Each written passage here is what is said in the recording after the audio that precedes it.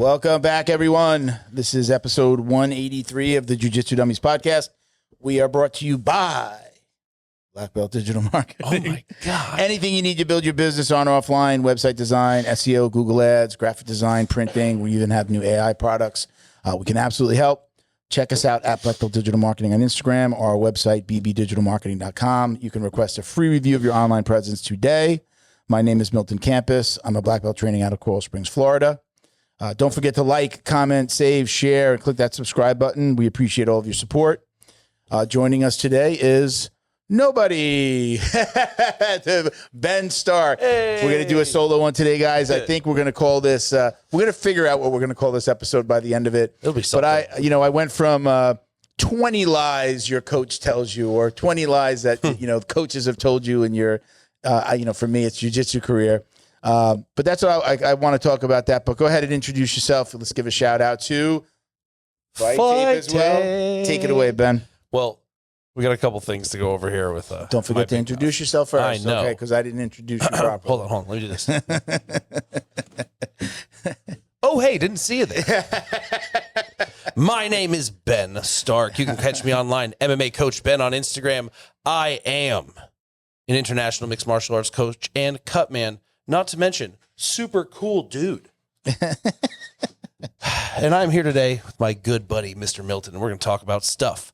But let me tell you a little bit about me. I am a third-degree black belt training out of and running American Top Team Palm Beach Gardens, the absolute premier mixed martial arts training facility in the North Palm Beaches. Let me tell you this, Milton. We are the only Academy Safe school in the Palm Beaches. Shut your mouth. Girl. And we take that with great pride. I love it. I tell everyone, we had a dad bringing his daughter. We had some teenage girls. We had a couple new guys. And it's in my introduction at this point. And you know who loves it? Parents and women. Yeah. The most. Yeah. I've had a parent be like, oh, we have appointments to try some other. We're good. Yeah. You're the only one in the county? The only one. And they love it. And it's fabulous. And we love being Academy Safe. I think it's amazing. I appreciate your support, brother. Yeah. You were one of the first to jump on. Were you the second? The third in Florida. The third fully accredited? Yeah. Third fully accredited academy. We have In Florida. Yeah. I don't think in total. we have when we say accredited, they've finished the process of everything. I think we were like first 10 or 12. Yeah. So for those who don't know what Academy Safe is, right? Academy Safe is a nonprofit whose mission is to help clean up the martial arts by advocating for background checks, U.S. Center for Safe Sports certification, and a host of other things that make an academy safe. Most things that you're supposed to do, you should do, or you're supposed to do by law. Like in some areas, you have to have first aid and CPR. You have to have an AED. I opened my LLC like 11 years ago, and I opened my business at the same time. Yeah. And there were no mandates about getting background checks to work or anything. I'll give you an idea. Even my academy, I know that they wouldn't mind me saying this. Before he got his AED, he goes, "Oh, we got inspected, and they cited us for not having an AED. There's no fine, but they're supposed to have an AED, and they wound up getting the AED once they were going through the process." So, different. Every location, every locale, every county, every city might have different rules. But we never had an AED until we went Academy Safe either, and annual fire inspections, no issues about an AED at all. Yeah, he says they were cited for it. No fine. No, you have to have it by this date. That I understand, but then he had it after that. My experience with fire marshals has been, hey man, can you the light bulbs and an exit sign? Can you get that fixed in the next 2 weeks? Yeah. Can you give me a call when it's done? Sure. You call them, send me a picture. Yeah. See you later. They're pretty reasonable. Yeah. No one wants to hurt your business. It's Academy Safe. It's really taking off. We've got some really interesting announcements that we're going to make. We've got things happening internationally, not just in the U.S. and Canada, but, across the pond, as they say. Right? So some really good things going on, some really good partnerships on the horizon, some really cool partnerships that we have now, like Tap Cancer Out, Epic Roll, Flow and Roll, all doing stuff for us. We went out to, here's my new favorite bottle. This thing is a monster. I love this thing. I had to get a bigger cup holder, like in a little cup holder in the cup holder. Bro. But I love it because it's talk to me. Yeah, because it's just I drink a lot of water. Yeah. I'm in the car. Like this one's got electrolytes in it, so it's good for the prostate. everywhere. Yeah, good. I didn't know that. Water or the electrolytes? Staying hydrated. Staying hydrated. Okay. So yeah, like, Flow and Roll's been a huge supporter. We went out to the IBJJF, and we're pretty much going to be, I know we're going to be at the majority of the IBJJF events that Flow and Roll goes to. That's awesome. Yeah. So if they're out there, Like, we're you'll going to go out be there. I will physically be there. Our signage is always California, there. Vegas. You're going all over the country now. Right now, the next three that we know that we're going to be part of are Miami, the Miami Open down here, which is coming up. The Kissimmee, which is the Pans. That's Pans coming up in the next couple of months, and then Pans? Vegas again. There's another one in Vegas in September, I believe. It's when the next Vegas one is. You're turning into a celebrity. No, it's not about that. You get recognized a little bit for the podcast, You're or gonna even walk people are in. like, "Hey, man," people walk by, they see Yeah. me in the Academy safe shirt, and they're like, "Hey, man, I love what you're doing with That's that." awesome. It's a really good feeling. Some people And you go, stop are you and going ask to for make your academy? And they're like, that's expensive. Yeah. I was talking to somebody yesterday about it, so it's kind of like a good time to talk about it is, anything where somebody has to spend money is, well, I get it. Listen, I get it. I'm telling you right now, as a gym owner, look at me in my face. The second you explain to a parent, young lady, dad, whatever, what Academy Safe is, you're 2/3 sold. I'm telling you, the light bulbs or the way their eyes pop open when you're like, we're the only one who does this in our county. Yeah. You're like, what? This isn't normal? And I've had people like still not sign, like, oh, we're going to check. Hey, just do yourself this favor. Ask if their employees are background checked, if they're CPR certified, first, any of it. Just find out if there's any of it. Their insurance. It's Yeah. public. That's public. Access to your can we see your business insurance? Are you staying current? I was going to say, a lot of people, when they find out they have to buy an AED, is where there's like, or I mean, we I got a have people refurb that and it was like started- $700. Yeah. It ain't cheap. We give out. I'll give it out now. We have a partner in Avive, and they're the latest and greatest. It's like, It looks like an iPod. It's cool. I said iPod like it's latest and greatest. You can pull up the app. You can track it. I mean, it's going to be $2,500. It's very cool. They'll work out a payment plan, especially if you're working with us. There might be some discounts available, but we have had that problem. Like, that's a lot of money, even if you break up the payments. And I think my gym got it for $550 with the pads, with the extra pads. Now they got it refurbished from ADmarket.com. That's where I got mine. Yeah. I give that out to everybody. My gym, it was just coincidence that one of the gym owners, his wife, I think volunteers at their church. They bought an AD for the church. When she found out he was looking for an AD, she says, "Oh, we just got one. Here's the link." He bought it and made it real easy. And then, like, if you put it on a card, I don't know if they have like points if you don't Klarna, and like those shopping, those applications or companies that will give you credit.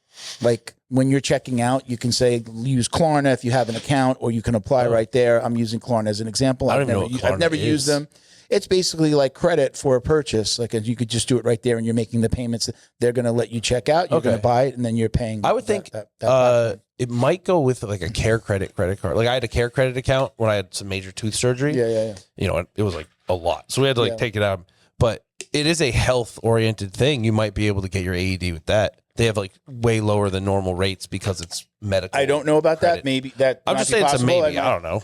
Might be able to look into that. So I was going to say, the thing is, we say we have I think we have 3 fully accredited academies in Florida, but we have tons more that have signed up that are just going through the process. Great. So we're checking your How many- certifications and helping you get certified. And then when you have everything and all of your coaches have everything, we're accrediting you. We send you stickers. We send you your shirt, your coffee mug. You can start putting them up on the walls. And those talk about it. stickers are gold. I did I have a flag design getting done. Now the flag design, one of the reasons why we're like a little apprehensive about just letting people use the logo everywhere is because, right, you could be using the logo when you're not accredited with us anymore.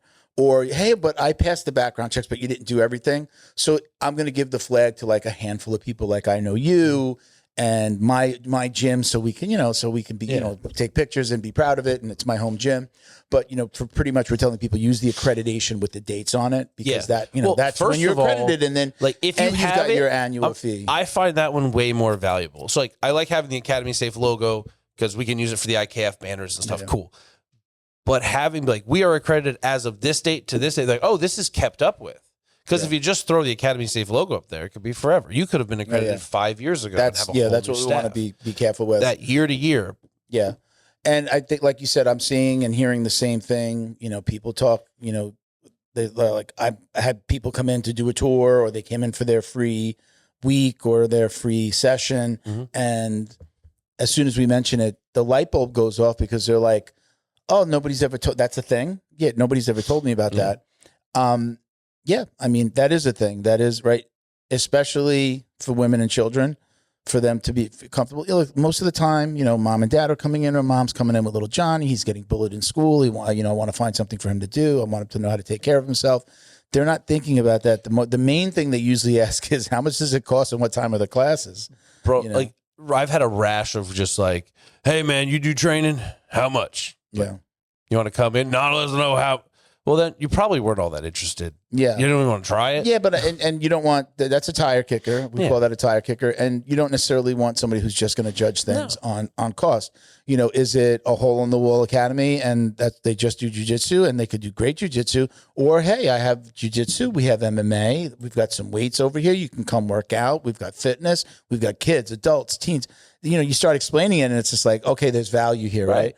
So, anytime somebody asks me, I'll give them a range. It ranges from this to that. Well, I don't think you have ranges, but like in my industry for marketing, 12 options. I say we've got a range. It goes from, I'll give you my lowest price up to my biggest price, and everything in the middle. We can customize something for you. You need to get the ball rolling and find out what you need. We do a free assessment, right? So at least in the marketing world, we do that. But anytime somebody's just judging, you wouldn't go to you wouldn't go to somebody who sells a bunch of different cars. Like, you go to a dealership and they represent different brands. How much does a car cost? Well, what kind of car do you want? I don't know. Just tell me about a car. How much does a car cost? Is it a freaking Hyundai or a Ferrari or that Porsche in the back? Like, come on, give me something. Those are usually not going to be the best clients. Just like some people, like for us at least, they put in a lead form to get a call. Yeah, we give them a call. A lot of people don't pick it up. It's a strange number. They call back a couple minutes later. And like, oh, were you looking for martial arts? And they're like, yeah. Like, great. What can I help you with? Yeah. What do you do? Well, we do a lot of, you break it down. What are you looking for? I don't know what any of those are. I got a little trick for you. When you're calling them back, is that a landline or is it all your cell phone? Oh, they call me back. But so the initial call would come from my marketing company. Is it coming from a cell phone? Yeah. It's all to your cell phone? Yeah. Okay. Right to my pocket. I used to have a landline, but I'm like, I'm missing so much stuff. I'm just going to give you, you might know this trick. It's not even a trick. It's just a thing like I know on an iPhone. If I'm going to call somebody, I'm going to call somebody back, text them first. It'll tell them on that side when they get the text, like, we believe it's this person. Like, it'll put the name or the business, and it'll say like, looks like, I forget exactly how it says, but it says it might be Milton Campis, right? So that when you call them, it doesn't come up as spam, or now it also shows that name, that possible name. So like, hey, I think you can even say like, hey, this is Ben. It reads the text and then puts Ben into the, like it says, it looks like this is Ben. Maybe you know the person, right? So just doing that. And when you call, I know on my phone, I get tons of spam. So almost every call that I get is just like that. I'm like, all right, I pick it up 99.9% of the time. It's spam. Somebody has my cell phone number. I was going to mention in the beginning, so that's a little trick with that. I was going to mention in the beginning, I'm actually thinking about the AI that we use for our phone receptionist for Academy Safe and for Black Belt. I can use it as my personal. So I started to set it up for my personal, because I get so many just spam calls, because my cell phone number has been, for 2 decades, I've always used it. That's the first number when I start a business. It's on registrations. It's out there. It's on old stuff. I might have asked for a quote. But even on your personal line, you can put on the D&D list. Yeah, it doesn't really. They don't. If they have to like follow the law and do it. We built a betting site for somebody one time. So we gambling or like Yeah, betting? like betting tips. Oh, okay. Like betting tips. Like it used to be like, but it's kind of like you as somebody's fitted broker. sheets and like No, like you would like blankets. their broker. Like you'd call up the Yeah, yeah. guy, you'd be like, hey, hey Ben, What's the a line good on bet? this Yeah, Sunday? yeah. What do I got today? What am I Yeah, betting on? And if you gave me a tip, I'm supposed to give you a percentage. If you gave me a tip that worked out, I give you a percentage. Oh, like that guy from the UFC that was also a coach and would bet on or against his own fighters based on their injuries. Something like that. Probably not that exactly guy's like going that. to jail. So I went on other betting sites and did some requests to see the flow so that we understood kind of what he needed more for the website. I still get, that was 20 years ago. I still get. Have you unsubscribed? I always do the like reported as junk. Just the phone numbers out there, and then they call you from 10 different numbers. So what I'm doing now is setting up the AI for my personal, and it's after a certain amount of rings. If I don't pick it up, the AI will pick it up. So I'm going to try that and see how it works for me personally. It's kind of like to scrub some of the calls because I don't want to change my phone number, but that might be next. Have you ever called someone with like Google Voice? Yeah, it's like you've called their Google. Can you say your name? Yeah, and then it's like, hey, do you want to talk to Ben? Yeah. Which is really cool. Yeah. I have a Google Voice number for the Academy Safe. So it actually, when they call there's a number for the AI, but there's a number, our number. Our number goes to Google Voice, and then it just immediately forwards to the AI, and then the AI picks up. And its job is to get name, email, phone number, right? If it's a lead, answer questions. It'll answer questions as well. It pulls info from the website. We can program it with prompts. Does it tell people it's AI? I do because I want people to be like, hey, that's AI. It's a product we sell. So I say, I think on the black belt one, I have it say. I'm going to call your number when I get out here. I want to see what it's like. Yeah, talk to it. Ask it questions. I believe on the black belt one, I have it saying, hi, I've used all martial arts women's names. I believe the one for black belt is Rose. I like Rose Namajunas. I think it's Rose. We had Rhonda for Academy Safe, Ronda Rousey. So I Honda Housey. Oh, Honda Housey. Honda Housey. I'm going to probably do it for myself just to screen some of the calls because I just get a crazy amount of spam calls. But I don't want to change my number, family, friends, the podcast, yeah. So I'm going to do that. But again, it'll be like if I don't, that looks like spam. I'll let the AI pick up, and then I'm going to have it say something like, "If you know Milton, just send him a text. I'll call you back.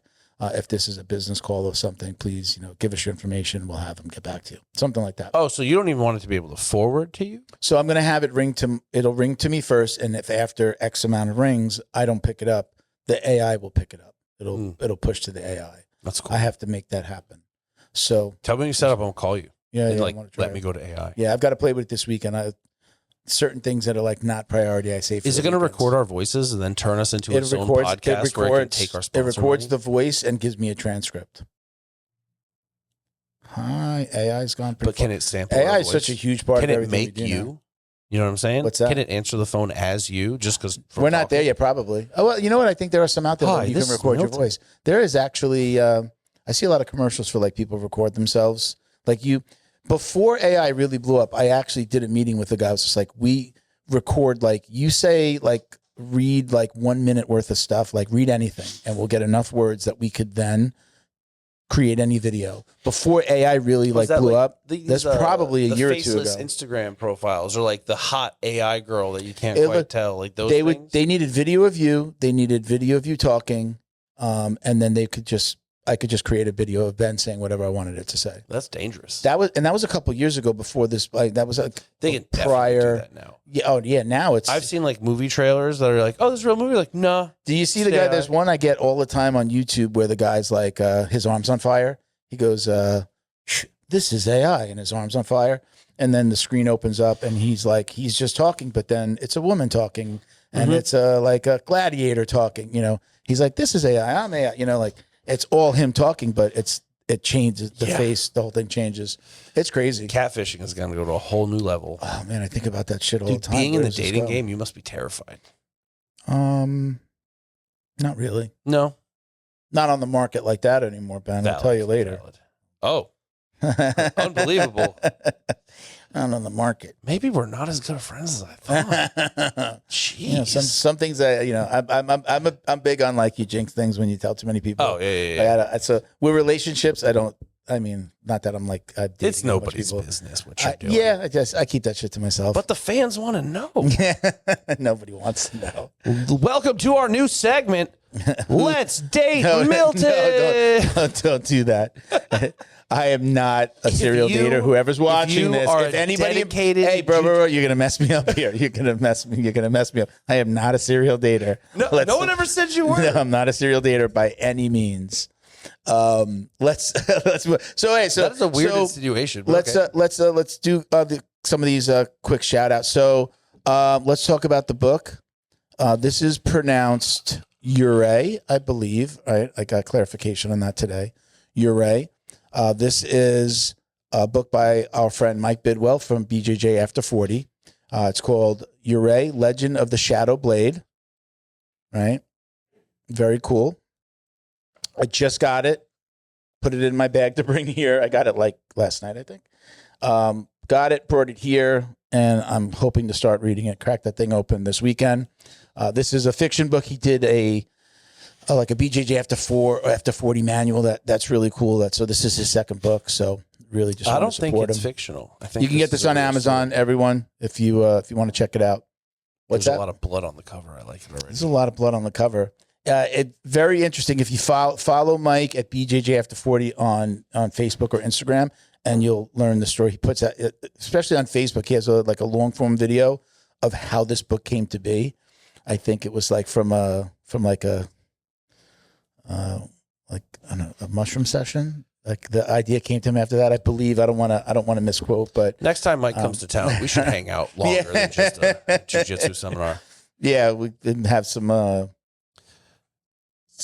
conversations, party favors. Yeah, it's Florida, baby. We talked about Academy Safe. You can check out Academy Safe at academysafe.org. Use code JJD5. You're spelling out 5, JJD5VE. If you use that code at checkout, you get a couple of bucks off your membership. Like we said, you don't need to do all the things or have all the things to sign up. We're actually introducing a coaches section. So if you're just a random coach and your gym isn't going to do, we're going to have a listing of all the coaches. That we're working on that too. We have a really cool webmaster now that just handles our site. Mm-hmm. Aside from my marketing company that does editing, we have somebody that's just like bringing new ideas and design. We redid the homepage. We just added sex registry checks, websites under our resources page for the U.S., Canada, and Interpol has like a place where you can check. All right, so you can really check everything. So that's all on our website. That's on our website now. Homepage is being redone, but there's just lots of things that we want to be like a resource, truly like a growing source of information for people that want to, number one, get listed and be in good standing, and then for parents and practitioners that are like, I'm looking for a new gym. Let's go here first. We list you as long as the coach passes the background check. We immediately launch your listing page, so the academy's listed. So you're getting benefit right away, and then it'll show you're not accredited yet. And once you get accredited, we'll list you as accredited. So there's just kind of levels to it. I just had this idea. It literally just popped in my head. It is not hard to get on, say, local news, CBS 12, whatever. Mm-hmm. Like, at least from my perspective, because they've literally called me before. Hey, do you guys have any events coming up that we can? They just need stuff. Yeah, Have you guys thought, at least on the local level, reaching out to like one of the news stations? Yeah. Because when you think about it, it's not just that we're trying to push Academy Safe. We're pushing the entire business, the entire community. The narrative that that you should be getting, that you should have your any staff in any business, especially when you're dealing with children and or women where you have to touch somebody, roll around, fight with them. But it lets the populace know that, like, hey, these people aren't checked. They don't have to do this. And they're not, because it does save money and it isn't cheap. Yeah. But we are able to provide this. And look, at least in our local area, all these gyms have got on board because they believe in, you know what I mean? Yeah. And then that goes to the community. We did have a board member originally that was supposed to do that for us.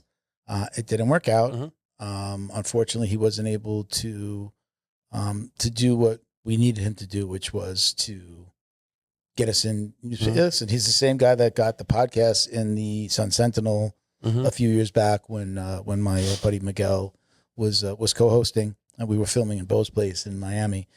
So he does it as a business.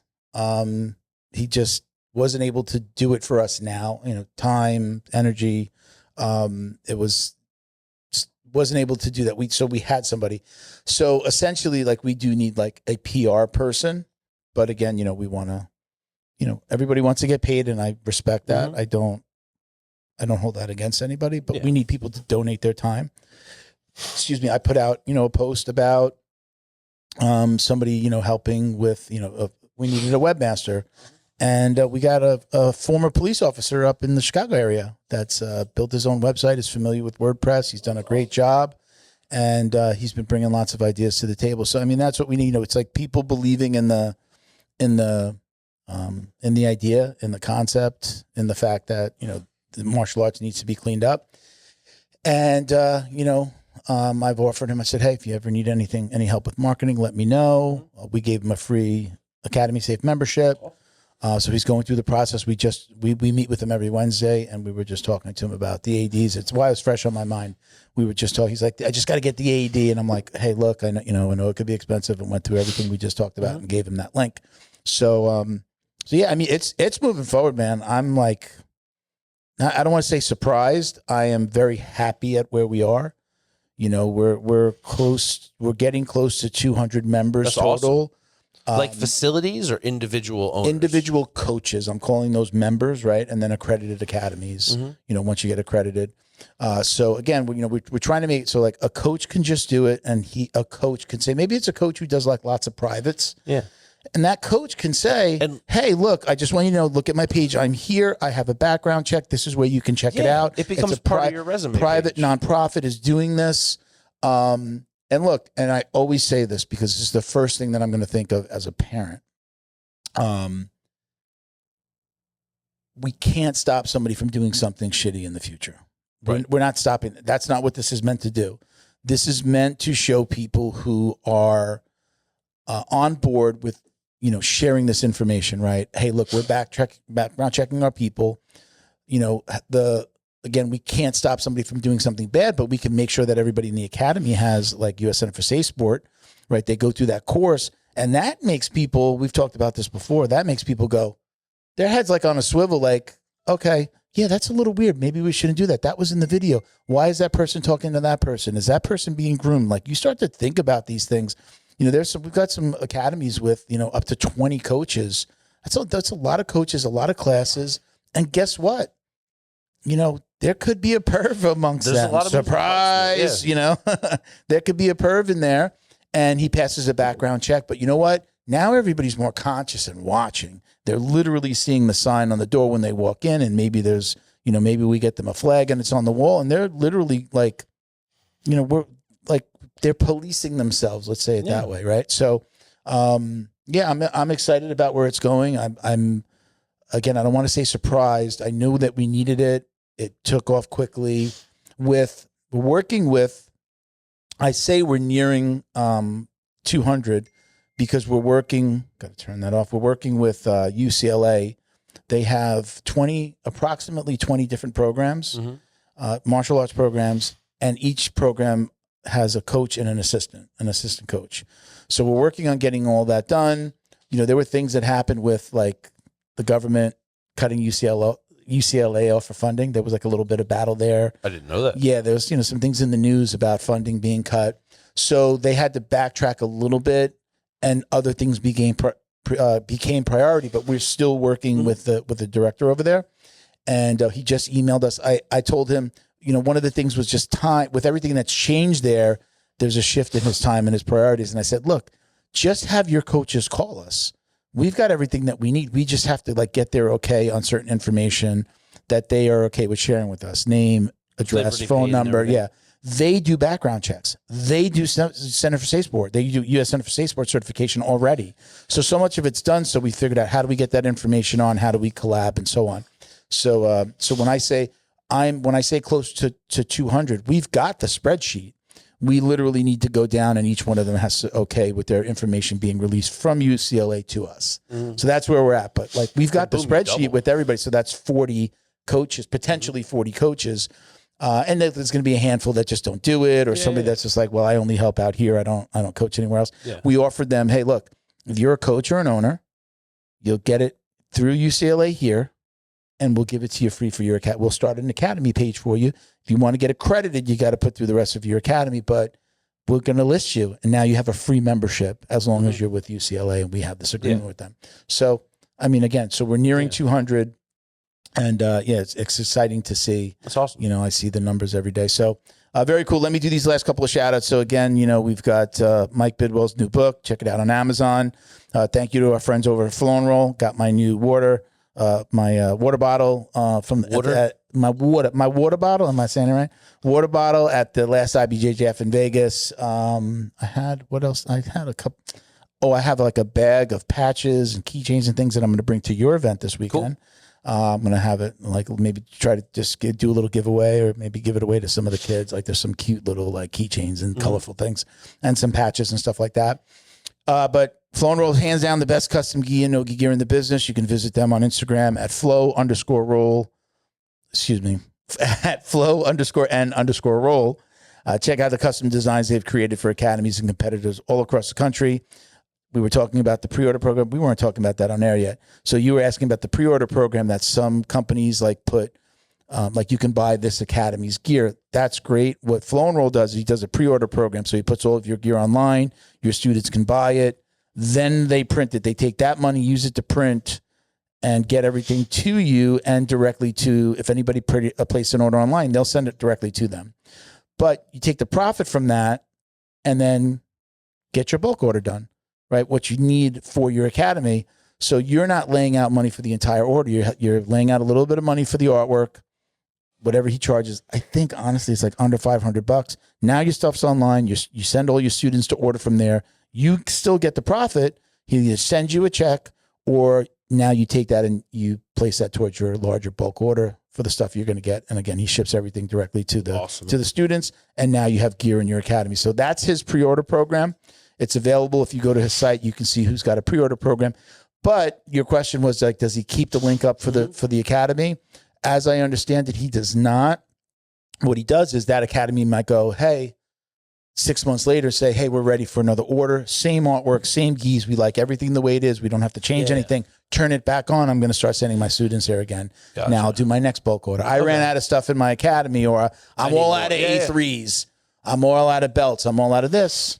Turn on the pre-order, let some people buy, takes that cash and then places it towards the order, which I think is incredibly convenient. Yeah. Especially, like, we know, look, who wants, we're business owners, who wants to lay out thousands of dollars for gear that's going to sit and has to be sold over time. That's difficult. So we get that. And it takes up tons of space. Yeah. If you can eliminate half of that. Yeah. And like he sends it to like my backpack for the gym. I have like a small backpack when I go lift. I got a really nice Flow and Roll bag for jiu-jitsu, bigger, can get my gi in there. But just like my gloves, I throw my water bottle. I have a few things that I bring to the gym with me. I use the backpack, the string, one of those string, you pull it tight. I use that as my backpack. That was from my gi. Mm-hmm. They put, the gi comes in a bag. It's beautiful. It says Flow and Roll on it. Like, they do a really good job of getting you the stuff. All of your gear comes in, like the t-shirt comes in like a little Flow and Roll bag.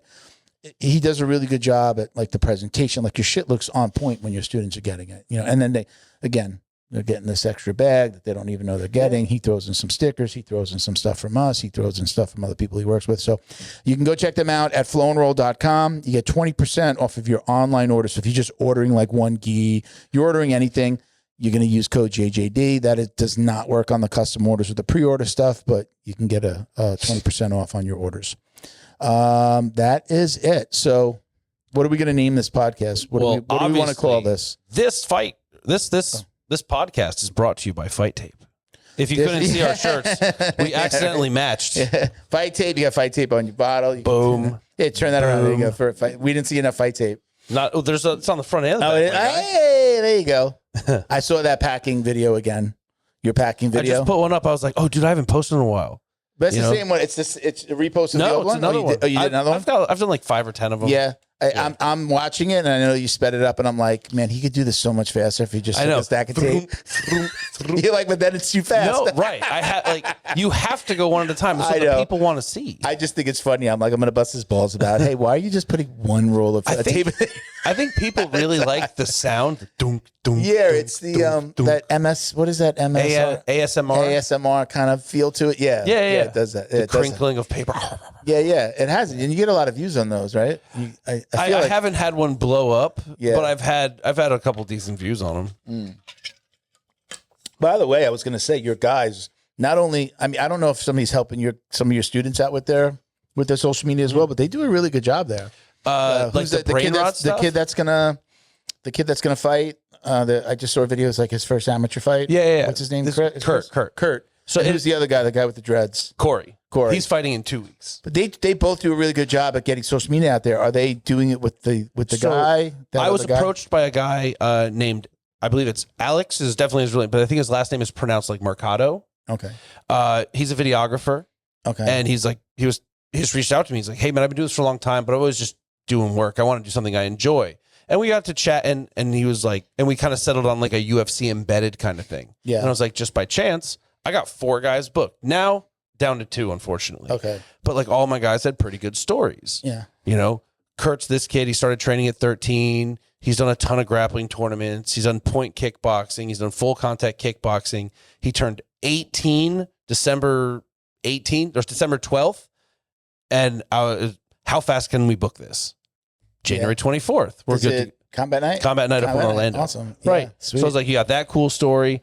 Corey is just the coolest guy. He's just the cool. Yeah. Great guy to work with. My other guys had crazier stories, but one quite dramatic, actually. We'll talk about that afterwards. And he was like, yeah, awesome. And so I didn't know what we'd get. He came in, he did all of it in gym. He wants to get a little more in depth next time, I think. Yeah. I was like, how cool would it be for you to go to school with Kurt? Well, he's a senior in high school. Oh, shit. Yeah. Getting ready for this. You got to this. get permission. Right. Or at least, hey, Kurt, I need you to film this. I need you to film this. Do it true. landscape. Yeah. Probably him doing it himself. Yeah. We can get him as soon as he walks out the doors. Right. Like, probably get on campus and get him when he's coming out of the school. But this time we've done everything pretty much in gym, but it's not too far off from like a UFC embedded kind of thing. It looks awesome. I'm always curious. So, I mean, I don't know if you've had a conversation with him about it, but they do, the two of them specifically, I know I follow them as well. Because sometimes I see it and I'm like, oh, that's not Ben's. Oh, that's his. Okay, that's his. It's on his channel, and I'm sure they collab and all that stuff. But I'm always interested, like I'm curious about somebody like that who's in high school putting out that kind of social media content. What kind of feedback that he's getting from students, friends, girls? You know, they all follow each other. They see that. Yeah. I mean, that's you see him pounding on somebody. It's just like I'm sure the girls are like, hey, dude, he is a good kid. Yeah. He dated the same girl for like on and off for like 3 years. Yeah. Dated another one. Like that's it. Like he's not hoeing around. He's clean. He's well behaved. He's a good student. But is he reporting back like, man, the girls are like, I think more than anything, it's dudes. He was like, dude, my history teacher is a brown belt. And he's like, you want to come train at my gym? You're really good. He's like, no, I don't. You know? Come to mine. Yeah. And like, I know, like we've been on fight trips and it could just be that, hey, like there's other fighters in the area because we're here, but like, we've been stopped in a Publix. Oh, dude, I've seen you online. Yeah. I know I get it. Like locally. Yeah. Hey, I've seen you do you run a gym? Yep. Which is awesome. It means it's working. You know? You know what's funny about this? I mean, I'm asking the question. So you've answered that question, but like for me as an older guy, where I get it is in the gym. Or if I visited a friend's gym or something like that, like I'm going to go out to Ohana's. They got a ceremony like in March that I got scheduled. Like, so I you know what? I didn't get it in the beginning because I was just always at my school. I did this. I was at my school. Everybody knew. They saw it grow. Right. Some of them were on the podcast. So it was like very normal. My coach used to drop a joke or two about the, oh, podcast here. Hey, what are you doing a podcast over there in the corner? Talking. And watch what you say, media's in. So like I've had it happen a couple of times in my school where I see them looking at me, even like parents, I feel like they're looking at me trying to figure out where they know me from, or they know me, but want to say something and don't. Yeah. And then I've had like parents or somebody come up to me, that person that I saw looking at me one day, and then they come up to me and I'm just thinking they're looking at me. I'm like, all right, they're looking at me. They're looking at tons of people. They're watching the class. And then they'll come up to me and be like, hey, man, I really love the podcast. And I'm like, oh, okay. So he did recognize me from that. Only now. And I've had a parent and a student do that in the last couple of weeks where somebody asked me, it was really cool. The guy was just asked, he's like, hey, man, I watched the podcast. He's like, what was the, why did you start it? Or what was the, tell me, give me the story of like how this started. Why'd you do it? And, to explain, I just did it for fun. I was working for another company, had nothing to do with anything else that I was doing like it does now where, it's kind of like commingled, meshed with everything else that I do just by sheer coincidence. So again, I see somebody looking at me and then I'm like, then they come up to me. Sean's always messing with me. He's just like, good people came up to me at the IBJJF, like either, hey, I like what you're doing with the Academy Safe, or like, hey, can I take a picture with you? They knew me from the podcast. That's awesome. Listen to you all the time. But Sean gives it to me hard. He's like, oh, you're famous now. And I'm like, nah. I mean, he's like 2 or 3 people coming up to you. It's no big deal. I've had 2 of my students, like guys that have been in my gym for 6, 8, 10 months, come up and be like, hey, I watched that show you're on. It's a good show. Yeah. Like, are we embarrassed about that? Like, yeah. And I had one new person. I don't like to fanboy too much. Yeah. When I was in Vegas, Danaher was sitting in like one of those plastic lawn chairs, like just the regular seated chairs, He was in front of like the main podium. There was a kids podium on one side, and then there was the adults podium. Actually, I think it was like, did they break it up into 3 podiums? I think it was like a no-gi podium, a gi podium, and then the kids podium. But anyway, did they do gi and no-gi? No, it was just no-gi for the adults. I'm sorry. So they were awarding stuff, and he's just sitting there, and I'm like, I could just go up to him right now, but I don't like to fanboy. If I know somebody or I've met them through the podcast, then I'll be like, I saw Robert Drysdale. We've interviewed him. It's like, hey, he recognized me. Like, hey, Mello, come over, shake it. Hey, do you mind if we take a picture? But I'm not like new guys. Like, hey, hi, Mr. Danaher. Like, I feel weird about doing that. So I do also get how like sometimes somebody's looking at me, and I just started to go to these. So I'm not like my head isn't blown up. I actually ran into him. I feel weird about it. I ran into him on the streets. You told us the story last time. He made you call Laborio? Dude, it was crazy. Call your coach. Tell him I said hello. By the way, you did put me together with Laborio, but yes, sir. He didn't answer he didn't come in and answer the text. Yeah, he's not great I know. at texts. Yeah. I've spoken to him once through Instagram years ago when we first started, and then that, right? So I figured that like Shane was going to be the guy to bring him in. Like I got to tell Shane, hey, bring in Laborio, like bring him in. But he's also now, we want to do everything in person, and he's up there in Orlando, Kissimmee area, right? Lake Mary, or I guess because I think he's UCF. Like on UCF campus. I mean, I know, my stepdaughter's boyfriend he took a jiu-jitsu class as part of his curriculum, and I believe. There are multiple. There's a program now. Yeah. There's like a. Oh no, they get. There's a club program, but there's also like I think a regular club program. Yeah. And then there's the class where you're getting the credits, which I think is freaking amazing. Like I have a small Nova Southeast building by me. Obviously, no gymnasium, no big deal. But I have Palm Beach State, like 2 miles away. They have a YMCA. They have a gymnasium, and I've been calling them for literally years. Yeah. And I think I've had a human on the phone once, and they were like, I wouldn't even know where to send you.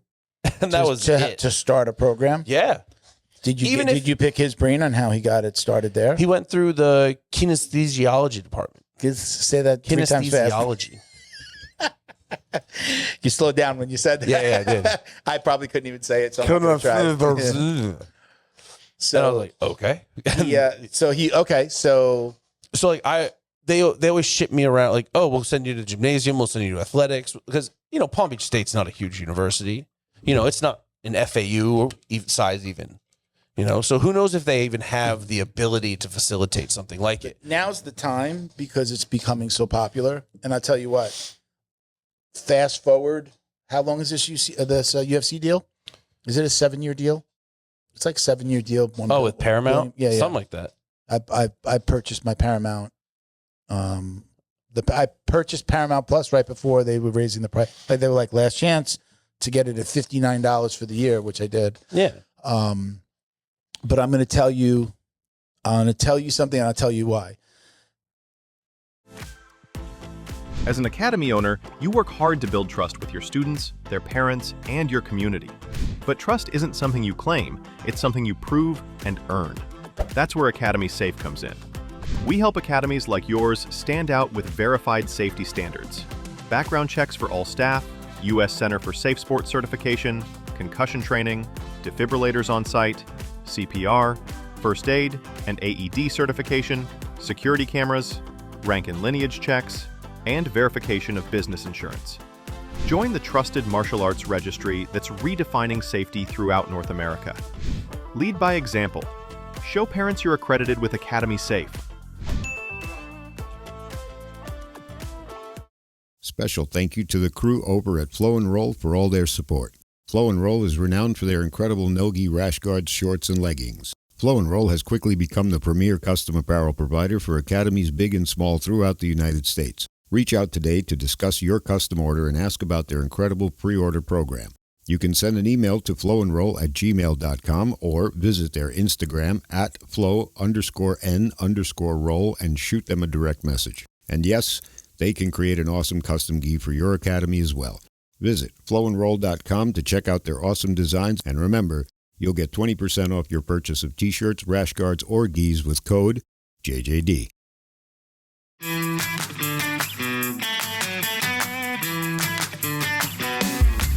Is your business getting lost online?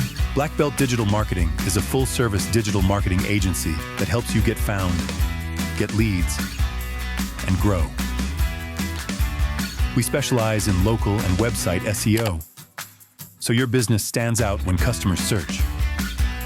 Our website SEO makes sure your site loads fast, ranks high, and stays ahead of AI-driven search, so customers find you first.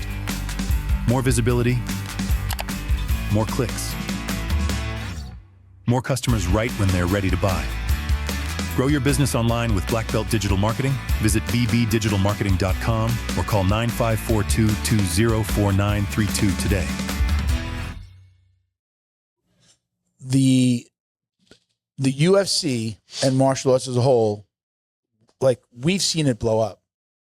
I think it's going to go even crazier now on Paramount because you got the app and it's like, you know, no more pay-per-views. Yeah. But follow Paramount. Watch what they're doing. The mixing, they've mixed in the UFC and the movies and the content that they own into these like really cool videos. You probably have seen something. I was in the car and I was just going, I posted for the book in the car, and then I was like surfing. They're doing explanations of what the UFC is. The UFC did it. Plus's like Instagram UFC, account? I think it was UFC collaborated with Paramount. That might be worth a watch. Literally like this, like a hand drawing everything. So it was just like, so the UFC isn't actually a sport. The sport is MMA. Oh, right? Yeah, like that. yeah. And it's drawing it. It's drawing the UFC. It's drawing the logo. It's doing that. If they continue to do that, what are they trying to do? They're trying to explain. Yes, they're trying to explain to the layperson, to the casual, to not the person that's not even a casual. It's what yet. they should have been doing for the last 25 years. So I looked up why they did this. I looked up how the hell do you get rid of all the pay-per-views and still make money? I was with my dad and my brother-in-law at my dad's patio, and we were talking about it, and I was just like, I wonder why, and we're wonder, and I'm like, let's ask Gemini. And I got on AI and I started asking it why and how and what they did. Paramount absolutely knows that they're likely to take a loss on this entire deal. I forget the numbers. I think it's a $7 billion deal. So for 7 years, $1 billion a year. So they're essentially like covering the cost of what they would have made on the pay-per-views, right? You're going to cover that and more, and they profit, right? So the UFC's like, hey, we're getting our money regardless, right? But there would be way more money in. Is it going to be commercial free? Is the other question. Okay, so they are. I'm not sure about the pay-per-views, but it's okay. So you have the app. They're going after young men. They're going after 18 to 34 in that range, right? Because Paramount, owns CBS. Those brands aren't known for like having like great content for like the youth. No. Like it's always been. Like more of like the older person channel shit. I watch CBS, like the app on my TV. For here's news, the other thing. The only place in the world that pay-per-view exists is America and Canada, and I think Australia. There's no pay-per-view in Europe. There's no pay-per-view in Mexico. There's no Really? pay-per-view in South America. There's no Okay. pay-per-view anywhere. I Right? used to watch. That's how people used to. Not me. I never did this, but that's how people used to steal the UFC. They used to go online and watch it through like the UK's Right. ESPN channel. A lot or of their these version. streaming sites that aren't getting shut down aren't streaming a pay-per-view. They're streaming Sky TV. Yeah. You know? Yeah. So the deal is that they want to get.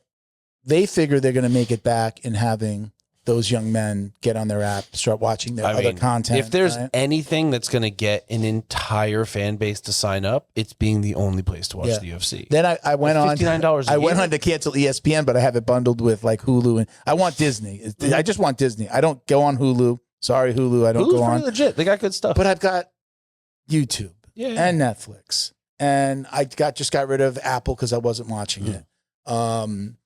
I Here's have my the play, daughter. I right? have my daughter's Do you have Peacock siblings? on there. I have. You have siblings, you have children. Yeah. So like we pay for Netflix, brother pays for Hulu. Yeah, Blah, blah, blah. And then you just I've done that. I mean, but they're even charging more for that. Like Netflix started charging for that, but I just like to. I like to have my own if I'm going to do it. If I'm going to watch it, so I have my own across the board. Do I have family? Do I have kids? Yeah, and I'm about to have a children. not a grandkid. Children. My daughter is having twins. She's Congratulations. I think she say she's less. It's like around 3 months, I guess. I don't know. Okay. But yeah, she found out she's having. That's twins, awesome. So. Yeah, it's a lot of. This is your lot of extra first Netflix grandparent. This is your first grandparenting?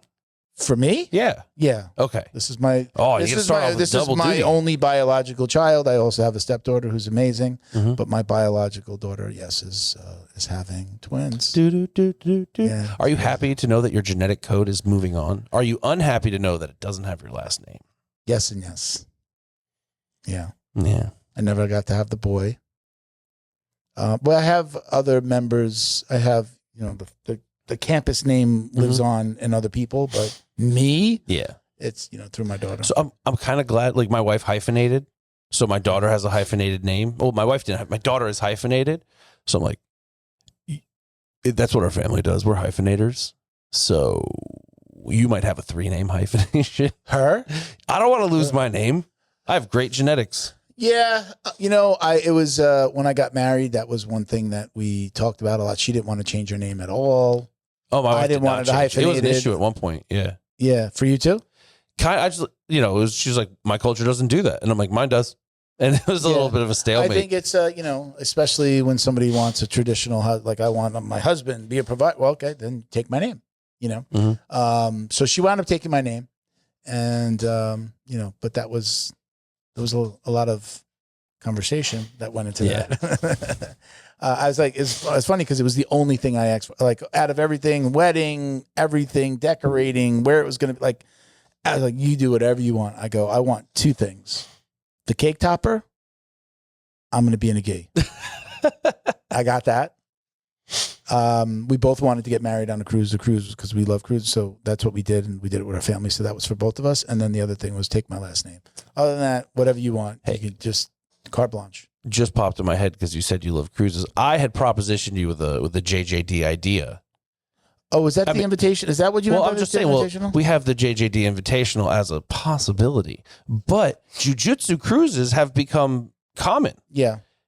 Can we do a JJD cruise? So I'm not starting any new businesses. I'm not. No. I just Like- don't have the energy like, to do how like you went to more. like Hero in like Costa Rica or whatever? Yeah. I'm How do going we to get- go again in July. How do we get JJD like on board and that we can kind of go on these things and we could probably sponsor existing ones, Mhm. or potentially maybe, Heroes BJJ asks us to do something, or we can collab with somebody else that's going out there. I am going to the one to BJJ After 40s in July again. Mhm. I am going to go to that one again. I had a great time. I honestly want to go on to, no, they do them not year round, like they stop during the raining season, I but wonder how you become a Hero- presenter. Like obviously I don't have the following of like a BJJ After 40. just reach out, get on the radar. I think a big part of it is like, so, what does your social media presence look like? Because how many people Yeah. are going to be interested, Yeah, of course. when we post and we collab or you repost, how many people are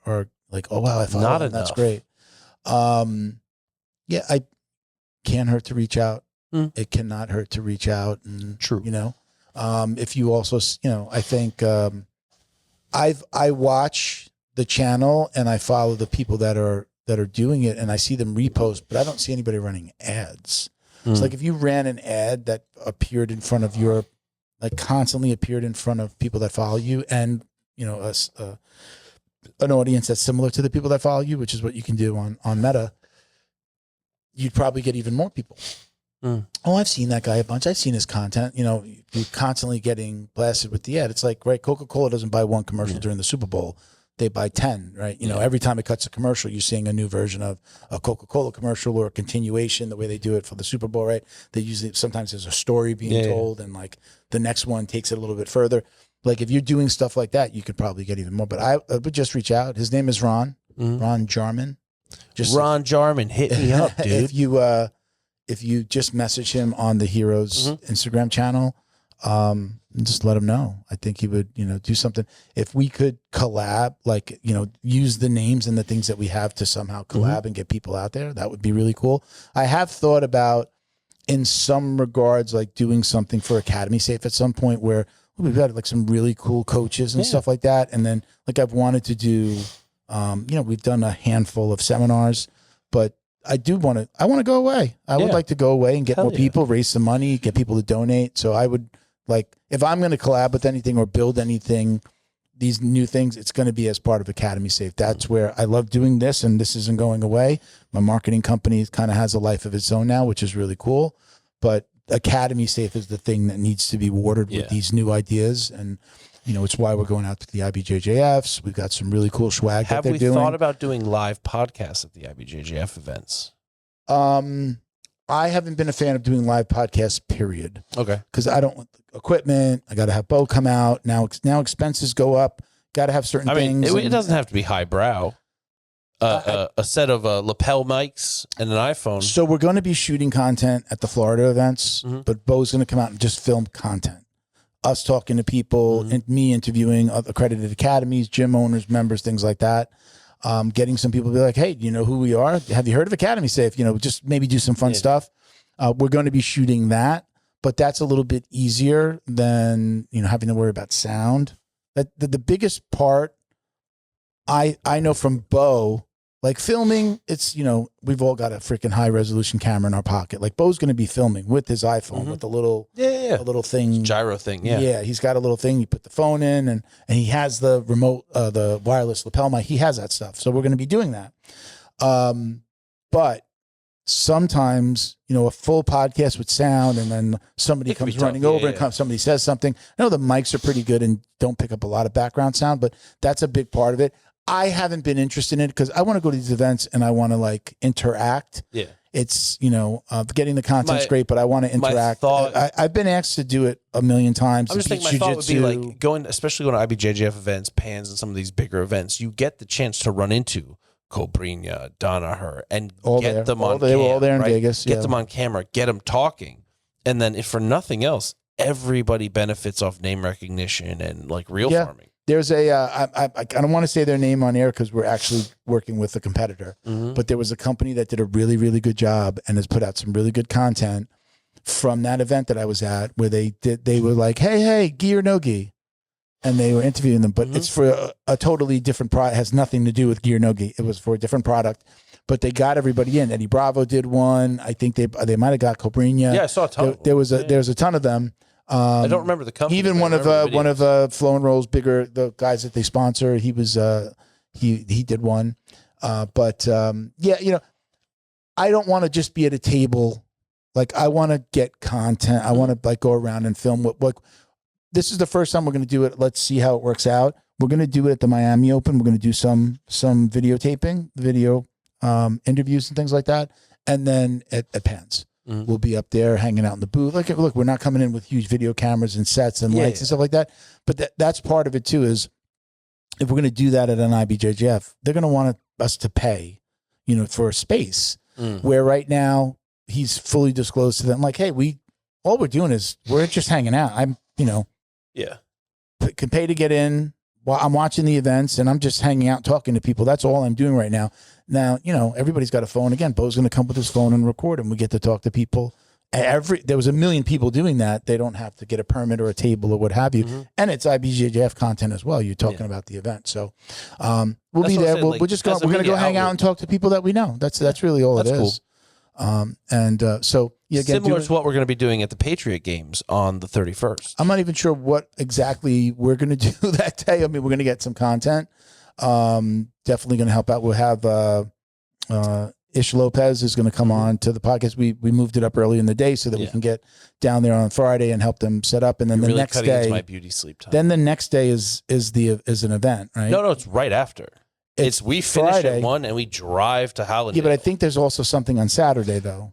I only know about Friday. Yeah, I don't know if I'm doing both days. I've got to get more details, but the seminar stack will be down here for the Patriot Games, and they'll be set up. We'll see what I don't know what we're gonna put together for Academy, but I have the whole setup now. I have the tablecloth, runner, signage.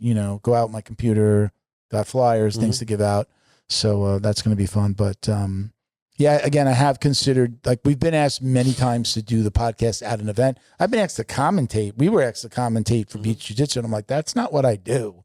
It is what I do. If you're running an event and you need an amazing combat sports commentator, hit me up. Like, I laid that up for you. Like, that was on purpose. Knock it out. So, okay, let's get into a little bit. We're not going to do 20 of them because we don't have time. We've got maybe like another half hour here. So I reached out to you and I said, we're going to do a solo podcast. Let's do like 20 lies that your coach tells you. I don't know if there's a better name for it. If we were like to name the episode, we've talked about so much other stuff, but these are things I was told when I started jiu-jitsu that I found out were complete bullshit. That's a long name, but that's basically what we're talking about. I got number one. You got number one? Go. Strength does not matter. Yeah. He's about the technique. Biggest bullshit. So that was my number 2. Don't use too much strength. I wouldn't tell a tall guy not to use his length and his legs. And like, that's an attribute. Yeah. It's, one of the things I'm doing right now is I am working out more than I ever have before because I'm getting older and weaker, and these kids are getting younger and stronger. Yeah, buddy. And I'm like, how many times the guys just like, oh my, Jesus Christ, you're strong. Like in the middle of, Jesus Christ, you're strong. Like, you need to up your dose, big dog. I think it's utter BS. I do believe in learn. So like when you're working with somebody working on the technique, the idea they're trying to convey is it shouldn't be necessary to be strong to be successful. You could be technical and be very successful even if you're not the strongest guy. But realistically, if you're strong, it's way easier. Yeah. It's way easier. Yeah. Yes. I can, it's like the joke that it's a diss when somebody says, man, like after a roll, wow, you were really strong. Yeah. Which usually means like, you're just strong. You're a freaking lunkhead or whatever. Yeah, you're just throttling dudes. Yeah. And you have no technique. I mean, that's the joke. I'm pretty damn strong and I throttle people, but I'm doing it technically and no one's like, you're so strong. They're like, how did you choke me like that? Yeah. Like, yeah. I mean, I feel like I'm hard. I feel like I'm hard to move. You look like you'd be hard to move. I'm no offense. Pretty hard to move. Pretty hard. Gained a little bit. I'm right now. I mean, I weighed myself this morning. I'm 233 right now. I want to be like 225 and under. Do you know how much I weigh right now? How much do you weigh? I'm 260 after the Are you holidays. really? Yeah, Jesus. huge. How much did you gain after the holidays? Only like 10 pounds, honestly. Okay. I've been stuck at 250 forever. I've weighed. See, like, weighing yourself in the morning and weighing yourself at the end of the day after you've eaten after a meal is like silly because that weight is in your belly, right? Only time to weigh yourself is in the morning after a poop before breakfast. Butt naked. That's it. Yeah. Butt naked. That's your true weight. I'll usually, before I even eat anything, I'll weigh myself in the morning. I weigh myself just about every morning, just kind of get an idea. I know if I don't eat a late meal, I'm going to either maintain or maybe lose a little bit. But I was in the afternoon the other day, I was 237. I'm like, yeah, don't weigh yourself in the afternoon again. And I've been waking up 235 to 233, 233 today. But like, I also go through, like a cheat day. I'll do kind of a cheat week, but not bad. Like that would sound worse than it is. Like I bought a dozen bagels, and I've had 1 or 2 bagels every day since last week. Like that's my cheat week. 6 carbs and 2 bagels. Yeah, it's a lot. They're so good. I love bagels. I'm from New York. I used to freaking work in a pizzeria with a bagel store right next door. So it was amazing. I love it. Bagels, pizza, Chinese food. Do you know what my wife got me for my Those are birthday the other year? What's that? Bagels flown down from New York and a pecan pie from, I think it was either Philly or Maryland. Okay. It was something like that. And I was like, are you kidding? Like, I've never had something so thoughtful happen. You have a great wife. Oh, she's awesome. Dude, those bagels were gone, bro. Junior's cheesecake used to be the one that used to ship everywhere, but now it's like in the stores down here now. It's like you can get it at Publix. But it's not the same. But I love, so I'll do that, but it's part of, let me get rid of this freaking craving, because then I'll go on months of like, get it in, So came out of the holidays, and I did more than my share of cheat weeks where I'm like, but that's the unhealthiest thing. Everything else is back to normal. When your taste buds are used to like everything bagels with cream cheese and lox, and then you're like, you know what? Say more, dude. And then you're like, we're back. 3 eggs poached, 200 grams spinach, mixed vegetable. It sucks. Just about everything that I buy is, I'd say it's the healthiest version. Even my junk food, I'm getting the healthiest version of the junk food, if you want to call it that. Have you seen that company that's remade the candies with like almost 0 sugar?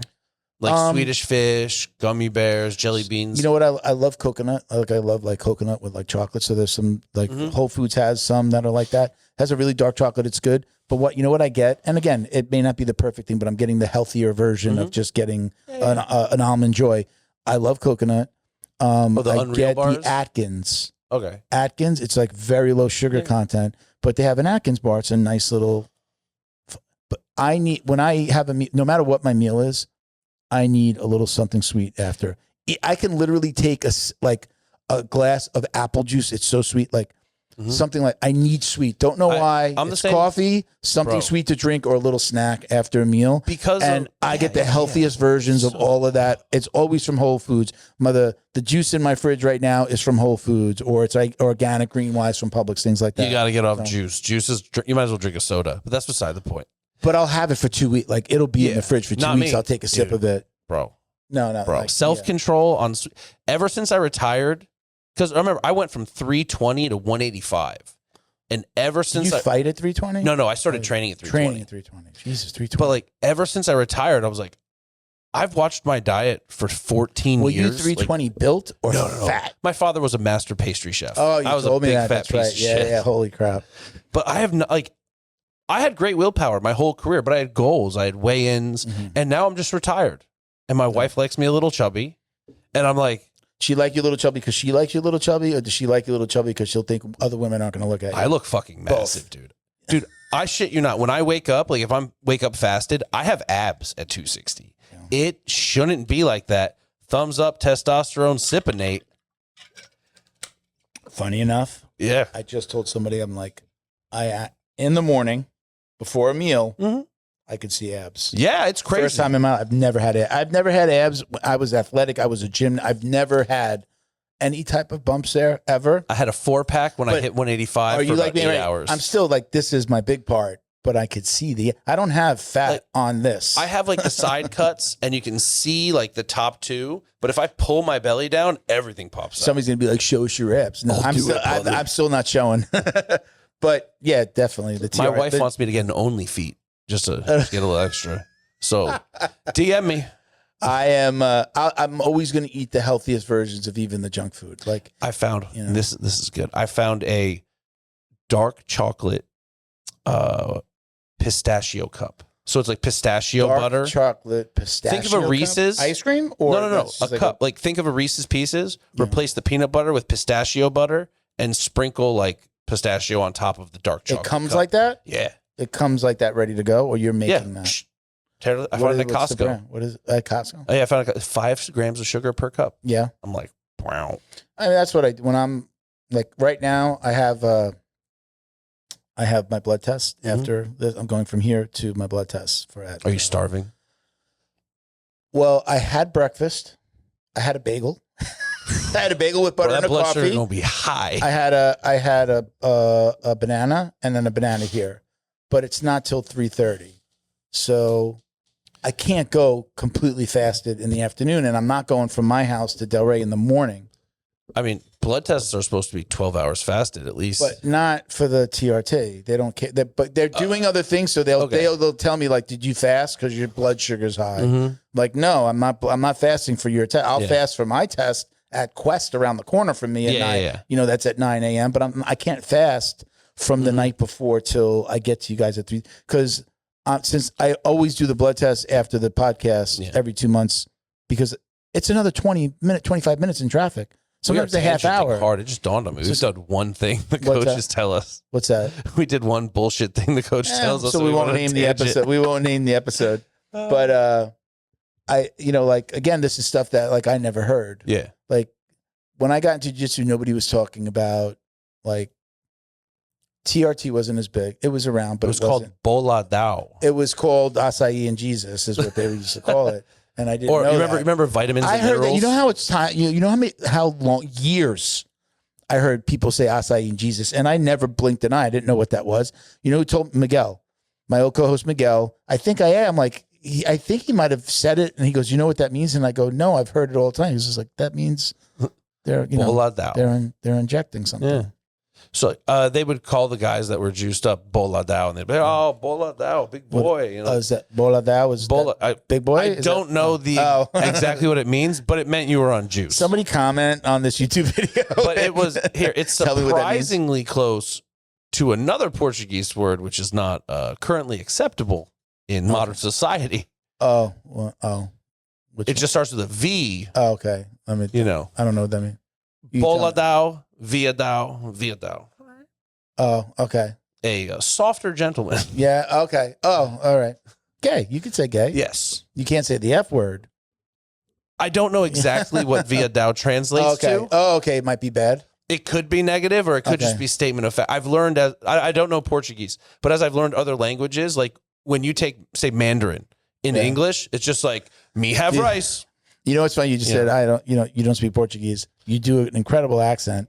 Do you, I have him pinned on on our main page on Jiu-Jitsu Dummies. Check out the video. I forget his name. Renato Laranja? No, he's like from Massachusetts. He just does. The bald guy? Yeah. He's unbelievable. He does a great. He's so good. I still go to. He's definitely Brazilian. Go to Jiu-Jitsu Dummies on Instagram. I've got him pinned up there at the top. It was like I just did a repost and then it took off. He's incredible. He's really good. And he's just funny because then he'll go into the English accent. Like he'll go back and forth, but he's pretending that he's Brazilian doing the fake English, American accent. Yeah. So you're like, wait a minute, it's getting confusing because it's all over the place. People are like, you're just faking it. You're not real Brazilian. You can't even speak English. And he's like, what are you talking about? Oh, I don't know that he was from Massachusetts. He did a thing where like somebody gave him words to say, and Massachusetts was in it. So he comes up and he's just looking at it. He's in the Brazilian character, and he can't do it. And then at the end, he goes, Massachusetts. So I know the town I was born in, Danbury, Connecticut. Last time I went back to visit is almost 100% Brazilian now. Is it really? I drove down Main Street and it was churrascarias and some others. I'm just like, Brazilian grocery store, jiu-jitsu gym. I'm like, what is going on? When we had Rose, I lived in Boca. It's the same city, Glover Textera and Pajera. Yeah. Pajera, the way they train. Yeah. Did he Danbury, start that?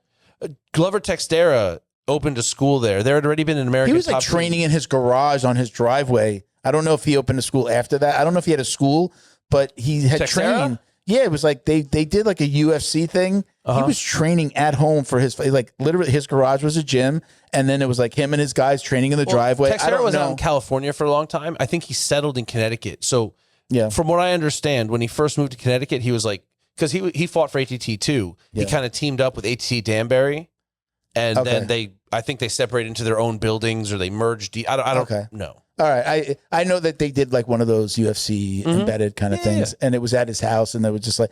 But I think like that was his gym for that fight. He wasn't going to another gym at that time, and it was Connecticut. It was early. It was before Pereira, but yeah, man, I'm wondering like. Did he bring in the rest of the? Did people start moving there because of him? Like, is he bringing the fighters, or did he go there because they were already like a Brazilian community? ATT Danbury's probably been around almost 15, 20 years. Yeah. And before I even knew they existed, I'd go and visit, and I would train at like the YMCA. They had like a jiu-jitsu club in there. Yeah. And yeah, shit, that was 15 years ago. Yeah. Yeah. Wow. So he's what were we saying about? Oh, that guy with the it's funny. That guy His with accent's the accent. perfect. It's fantastic. It's really, really good. And I think he's like a blue. I think he's a blue belt. And I'm If he's not Brazilian, his coach beats him up. I wonder. I guess I wonder how. Like, what came first, the chicken or the egg? Did he start training and he started doing this? Is he Brazilian? He could be Brazilian. But he doesn't he doesn't sound like he's from Brazil. He's American-born Brazilian, most likely. Yeah, probably. Right. Yeah. That's fine. He's really good. He does. His accent's fantastic. The character's great. A lot of these guys, I see them blow up and then like they wind fizzle. up. Then all of a sudden, no, they wind up like doing stand-up comedy and stuff, and like, but they really just got their start from like doing stupid shit on social. The first one. Are you familiar with Katie Nolan? No, I might have to see her. I found her. I think she's beautiful. She's funny. She did her own YouTube channel and she would do like sports, but she was hilarious. Yeah. And then she got picked up by like an ESPN outlet, and I think she was on the Super Bowl 2 years ago. Really? Like she's on ESPN, like hardcore. Like she's dating Dan Soder, who's like a really big comedian. I think he's fucking hilarious too. Yeah. And I'm like, oh shit, I was a fan of this girl when she had 1,000 followers, and now she's literally like on the biggest sports show that you can get on. It's kind of cool when you see them people like do it right. Well, it's because how many fall off and get all screwed. It's almost like it's almost like American Idol without having to go on a show. Like if you get online and you do like you're auditioning for your followers, right? And if you blow up and people enjoy it, all of a sudden you get these opportunities between sponsors and then just opportunities to do other things. Think about like right now it's I Am Speed. He was a video game streamer, and then like his streams, I guess, of him hanging out with his friends and bullshit and got popular. And now like he was at Yakao Training Center training with Sanchai. Oh, you're and then talking about that kid that he wants to race everybody? Yeah, Speed. black kid. They call him Speed. Yeah, now. Yeah. Like, yeah. He's everywhere. Yeah, he's on the Beast games. He does stuff with Mr. Beast and all that stuff. Yeah, he's huge. You know, I was telling everybody that I was going to audition. Millions of dollars. They're like OF girls that don't have to be, OF girls. I told my whole family I was going to do do an audition video for the second season of the Beast Games that came out, and I talked to Bo about it. I was just like, let's figure out where to film and do it, and I never did it. I never did. This one is I think it's strength versus like smarts or something. I forget how they call it. Did you watch the first season of the Beast Games? Never. It's actually it was really good. It was kind of like Squid Games ish. Yes, kind of like influenced by that, but it's just lots of games, some strength, some intelligence, and they did a $5 million grand prize, and then they let these guys flip towards the end of the entire show. They were like, anybody wants to flip this coin? I think like if it's heads, you're off the show. Tails, I throw in another $5 million. Oh, but. There was a guy near the end of the show, and they were like, does anybody want to do it? And a guy grabs the coin. And they were like, you really want to do this? And, they drag it out. Bro. He flips it. He gets whatever, tails, oh my God. And Mr. Beast is like, this is my personal. I have to throw in $5 million. I mean, he's fucking loaded. Super loaded. He's like, he had to throw in the $5 million, and so it was a $10 million jackpot that one person won. That's awesome. One person won, and the guy that wound up winning was like, he was on there to bring attention to like he has a son who has like a very rare disease. Things like one of those diseases, like he's not going to live like a full life.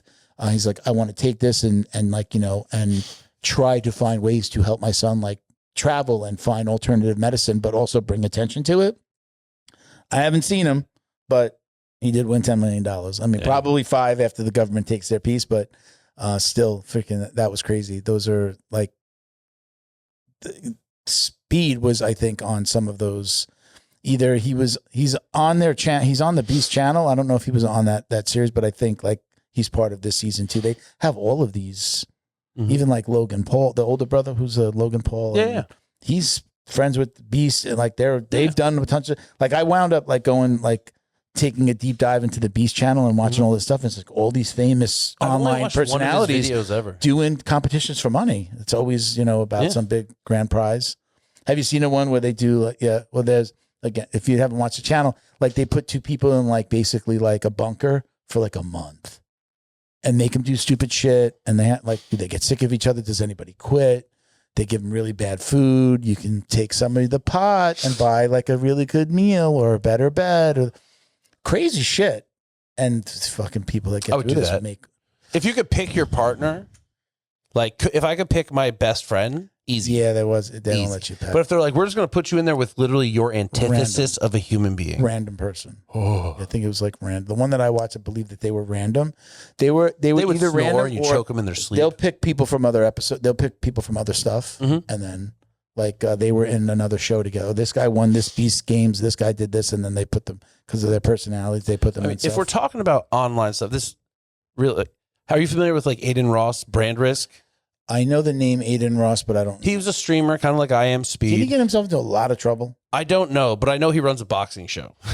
A boxing show? And it's like influencers boxing. One of my old students is boxing on their thing this weekend. Okay. And I'm just want to say, you guys can clip this. Aiden Ross, I will fight an influencer. I am now an influencer technically, right? We have a podcast, it goes international. How many downloads are we talking? Million, right? Million plus? Yeah. I am now an influencer. Theoretically. Yeah, I've never seen his face. I just Googled him. Yeah. He's a guy who got famous off streaming. He's done a ton. I actually worked as a cut man for his first Brand Risk show in Miami. Really? Yeah. So it's local. It's here. Let him know. Hey, I worked for you once. I'm an influencer now. All right, let's get to another one. So this was that was your number one with that we went off on a huge tangent. So this is my favorite thing. This is one of the first things my first coach said to me. And I'm going to say, if you were a coach saying this to any new white belt or any new student, don't say this, because you say this and it actually means the exact opposite of what you're saying. So when I went in it was a family friend, and within the first day, because thought he was like going to try to have to convince me like to come back and do jiu-jitsu. Meanwhile, I fell in love with it, but no politics. Every single gym that I've ever been to, anybody that I've ever met at some point will say, hey, listen, man, we don't get into the politics here. Meaning not politics, government politics, the politics of the whole jiu-jitsu gym, MMA gym. This guy doesn't like this guy. This guy used to be a student. He opened a gym. Like, meaning complete bullshit. I've never heard, I've seen people, we don't get in the politics. I've never been in a room where someone's like, we don't do politics. Yeah. Are the politics like, Jimmy got charged with this at that school, or the politics like we're not friends with so and so. We don't like that. Yeah, I don't get along with this guy. That guy that kid used to come here, so I don't want you going to that gym because he's over there and he's going to say bad things and he's going to shit on us. That whole thing, I think it's complete bullshit because there's politics everywhere. Yeah. There's how bad does it get, and how bad do certain things blow up? Okay. There's always a certain level. Yeah, of that could be funny. You're a podcast company. There's a guy that does podcasts, he's your podcast host for your company. Mm-hmm. I don't know why he's calling me out of the blue. But as soon as somebody says no, listen, we don't get into all the drama here. Then there's drama. There's immediately, that there's drama. There's no, it wouldn't be on your radar. If there was truly no politics, you wouldn't even think to say it. That being said, a newbie that knows nothing about jiu-jitsu, why would they even know I've had that happen at every gym, even when I moved up a little bit. It's always like no politics, but they either say but, or you find stuff out and oh, that's why he said no politics, because he doesn't like the guy across the street. Funny, at my old school, no one likes the guy didn't like the coach at another school that was kind of up the road and across the street, which is the gym I'm at now. Different owner. It wasn't these owners that I'm there, but he literally, I knew somebody that trained there, and he said something. He was like, "Oh, I don't really like that guy." I prefer you don't go over there. They didn't like each other. I'm like, all right. So I respected that, and I didn't really until I started the podcast. I didn't really go to any other gym. If I was at a gym, I was at that gym. And I just kind of knew they don't like it. Why am I going to listen? I respect that. If, I work at Burger King, eat Burger King. If I'm at McDonald's, eat McDonald's, shit. If I'm in my McDonald's uniform and I go across the street to Burger King, it's like, You're a kinda meme now. shitty, right? Yeah. Yeah, you know, it's just like I get that concept of like, but you know, as I got in further into jiu-jitsu, what I understood was it wasn't, that's not they were saying. They were trying to, at least the kind of, my next one is about like traveling, going to other gyms, which I feel kind of goes into the no politics thing. They want to tell you which gyms not to go to because they don't want you to go to any gym. Like most coaches, back when I started, I know it's different now. Cross training is a big thing.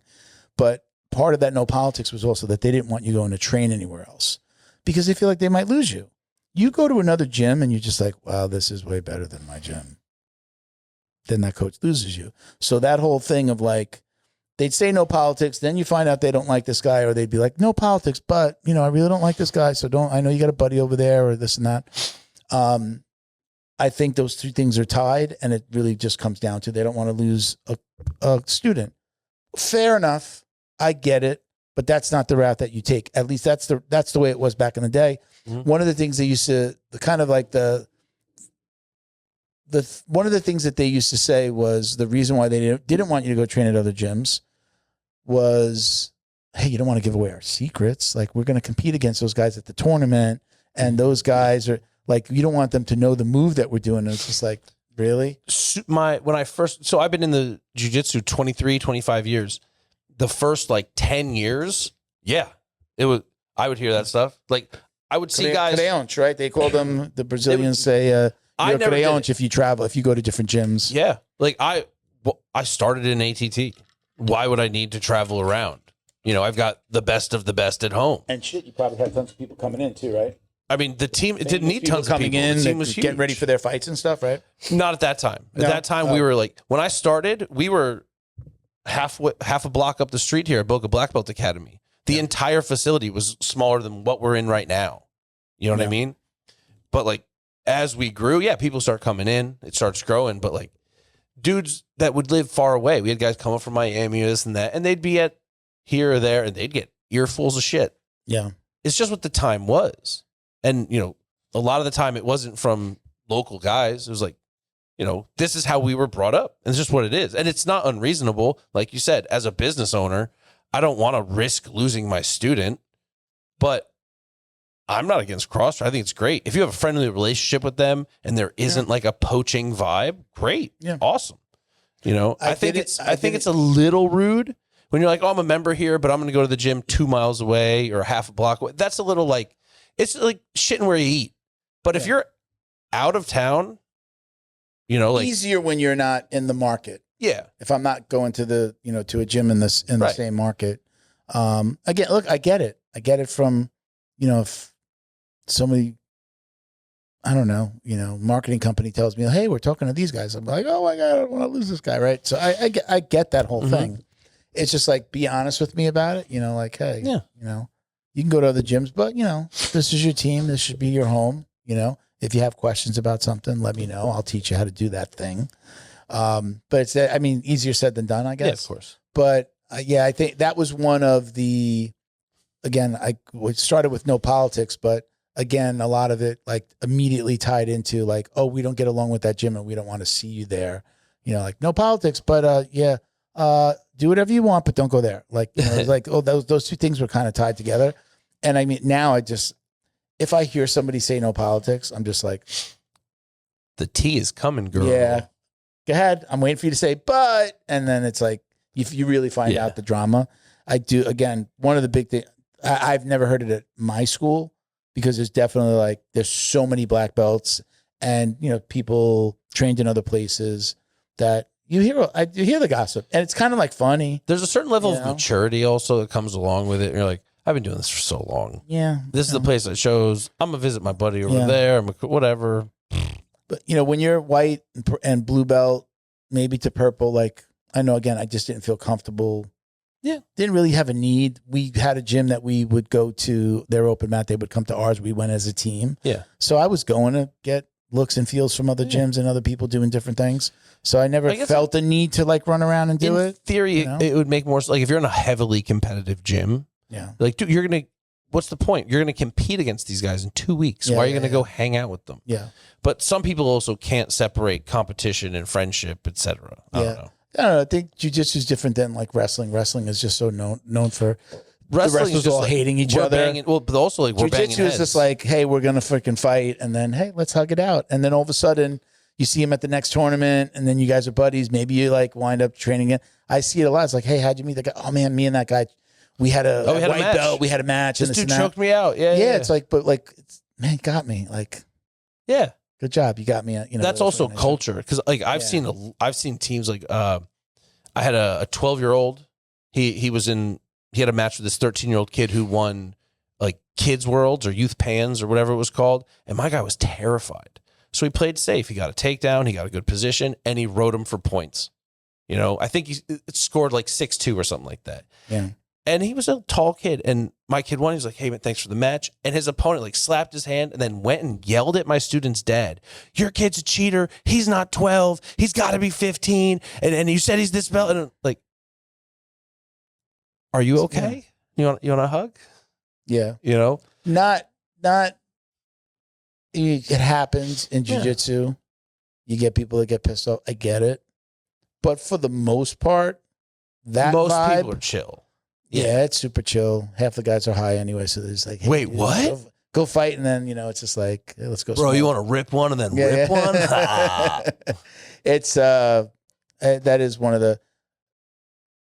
the things that I absolutely love about jiu-jitsu is that I could be halfway across the country and tell somebody I do jiu-jitsu, and it's just like, your brothers, sisters, whatever, you're immediately connected. Yeah. And it's just like, it's just a different vibe. And you want to go over here and start talking about who you know and what you do. And did you compete and what, it's just such a different vibe. I get like, there might be like a little bit of clashing of heads amongst the gyms, but once that's over, I feel like jiu-jitsu as a whole, it's just like, it's so welcoming. I haven't experienced other martial arts so being welcoming. like that, but we're just different, I think. It's so welcoming.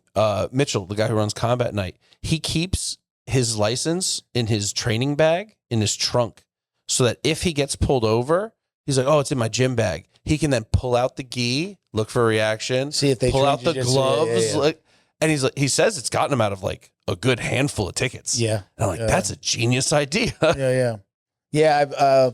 I've got enough stuff on my car that says jiu-jitsu that if I got pulled over, by the time he walks from his car and walks up to my window, he's passed 3 jiu-jitsu related stickers on my back window. For sure. Yeah. So I'm like, I need to get cauliflower ears. I don't have any stickers on my car. Yeah, I don't have Just the left. cauliflower ear. You don't have any? Like Seven. yeah. I take that back. I have some under my ear from when Hector Lombard tore my ear off, Yeah. but it's not in Okay. like the ear. It's like Yeah. underneath. Yeah. So like my ear sticks out. I just watched a video of a kid. There was a kid getting his ear drained. He looked really young, wrestler, Yeah. really young. And I'm like, why do you have cauliflower ear? Banging heads, baby. But you should be wearing headgear. And why aren't your parents telling you to wear the Headgear sucks. Have you ever worn headgear? Yeah, I hate It headgear. You sucks. know what headgear I couldn't. I wrestled a little bit in junior high. Those big that- foamy. The shitty old ones, yeah. But you know what? When I would spar at my gym, I couldn't wear the traditional boxing headgear. It made me feel very claustrophobic, Yeah. and I would want to freak out a little bit. They're proven it was like, bad. yeah. So headgear is meant to prevent cuts, not concussions. And when you wear those big headgears, your likelihood of concussion, I think they said, goes up like 30 to 40%. You got a bigger head with more weight. Yeah. And it's harder to see. You're blinded. Yeah. I felt very claustrophobic. I had headgear. I bought it, but like an everlasting. Horrible. I wore it and I put it on. I started to spar and I was like, I can't wear it. Can I take this off? I have my mouthpiece at least, and we're not going all out.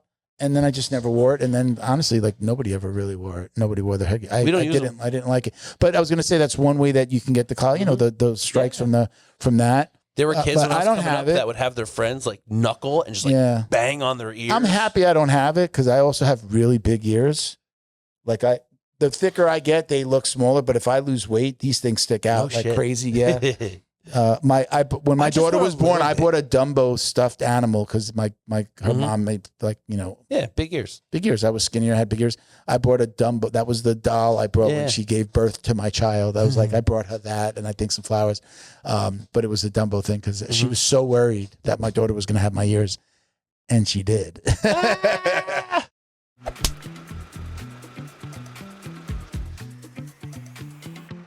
Hey fellow Jiu-Jitsu dummies, think about this. How well do you know the people who are training your kids? Does your academy run background checks on all staff members, not just the owner? That's why there's Academy Safe. We mandate those checks, plus crucial U.S. Center for Safe Sport certification and concussion training. But we require even more. Our accredited gyms must also have defibrillators on premises, CPR, first aid, and AED certification, security cameras, verification of coach lineage and ranks, and business insurance. Don't guess. No. Demand safety for your family. Find an accredited gym at academysafe.org. Academy Safe, the highest standards in martial arts safety. Special thank you to the crew over at Flow and Roll for all their support. Flow and Roll is renowned for their incredible no-gi rash guards, shorts, and leggings. Flow and Roll has quickly become the premier custom apparel provider for academies big and small throughout the United States. Reach out today to discuss your custom order and ask about their incredible pre-order program. You can send an email to flowandroll@gmail.com or visit their Instagram at flow_n_roll and shoot them a direct message. And yes, they can create an awesome custom gi for your academy as well. Visit flowandroll.com to check out their awesome designs, and remember, you'll get 20% off your purchase of t-shirts, rash guards, or gis with code JJD.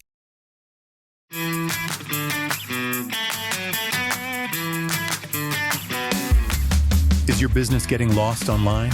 Black Belt Digital Marketing is a full-service digital marketing agency that helps you get found, get leads, and grow.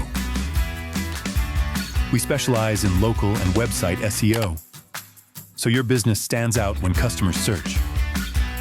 Our website SEO makes sure your site loads fast, ranks high, and stays ahead of AI-driven search, so customers find you first.